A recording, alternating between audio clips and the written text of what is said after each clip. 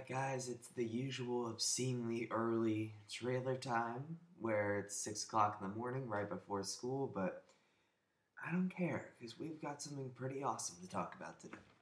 Now, as many of you know, Mark Webb, the director of 500 Days of Summer, is directing the reboot of Spider-Man, which is going to be headed by Andrew Garfield as Peter Parker and Emma Stone as Gwen Stacy.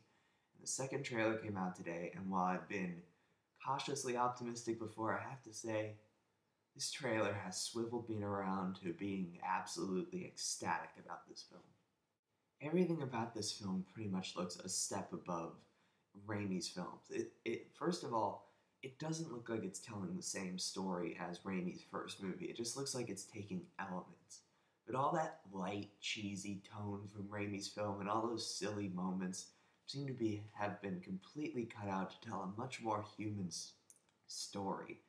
First of all, the setting is just much more believable. It seems a lot more grounded. It seems a lot more gritty, and it doesn't seem like as hyper stylized as Raimi's.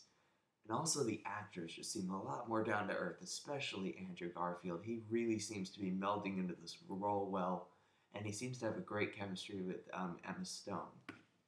While Tobey Maguire's Peter Parker was more of a whiny outcast, Garfield is just more of a reserved guy who really doesn't fit into the popular land of high school, but is still not like a total outcast. He's just a reserved guy who explodes into this character, which is Spider-Man. And that's the other thing this trailer really gets right. Finally, Spider-Man is funny. Somehow, Sam Raimi, in all three films, missed the most prevalent element of Spider-Man, and that is that he is a raging smartass. And making a couple bad puns here and there, like Tobey Maguire did, "You should change," doesn't count. Spider-Man needs to be a truly sarcastic character in this movie.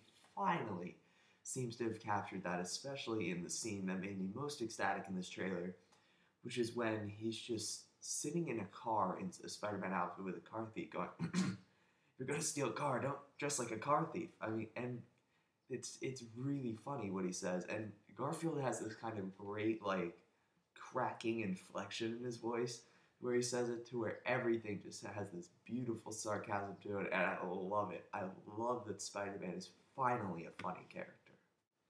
The action sequences look pretty solid as well, but the one thing I'm not quite seeing yet is all the practical effects.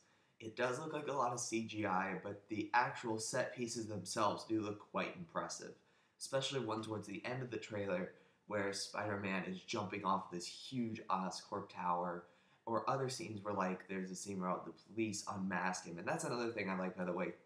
Dennis Leary as George Stacy seems to be great. He just looks like a great kind of, not antagonist, but just like kind of second force of nature, and he looks like he's going to have a great conflict with Peter Parker, who's in love with his daughter, but also Spider-Man, who he seems to have some sort of personal vendetta against. But that's beside the point. The action scenes do look very solid, and what I was trying to say before is that there's a scene where Spider-Man is unmasked and he just beats the crap out of a bunch of SWAT guys, and it's great. It looks really, really solid action-wise as well. The one thing I was kind of disappointed about in this trailer is that we really didn't get a good, solid, full camera look at the Lizard. We just got to look at him sideways or front way, or like just kind of in the shadows, and that's kind of disappointing. Even though I get what they're doing, they're probably saving his full look for the movie. But from what I see, he doesn't look amazing. He just looks meh, honestly. Like I wish that they had given him a snout. I really do, because that looks like the key thing that's missing. Is just he looks too human to me. But that's maybe just because they're not showing him in the light. But I don't know. Maybe in the next trailer they'll show him better. And I gotta say, guys, overall, this trailer really reminded me why I love Spider-Man. And let me tell you, I have a passion for Spider-Man. He's my favorite superhero. I identified with him. I've loved him. I've seen all the movies.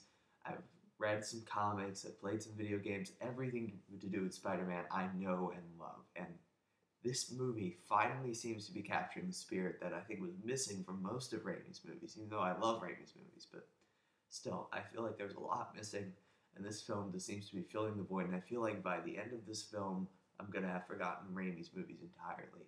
So those are my thoughts on the second Amazing Spider-Man trailer. I hope you enjoyed them. If you did, please subscribe to my channel, and until next time, I'm Movie Kid Mike, making sure your time is worth your money.